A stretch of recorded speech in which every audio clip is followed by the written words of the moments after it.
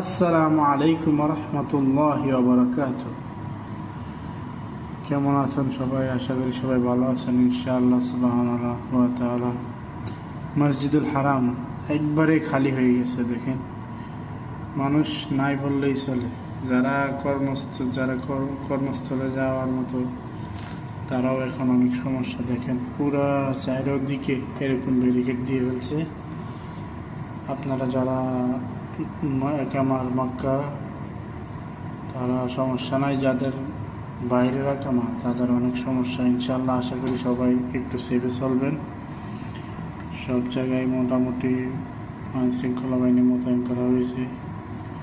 ইনশাল্লাহ আল্লাহ যাতে সবাইকে রক্ষা করে বিপদ থেকে, এটাই শুভকামনা রইল, দোয়া রইল। সবাই দোয়া করবেন ইনশাল্লাহ। ভিডিওটি ভালো লাগলে অবশ্যই চ্যানেলটি সাবস্ক্রাইব করে, লাইক করে, শেয়ার করে দিন।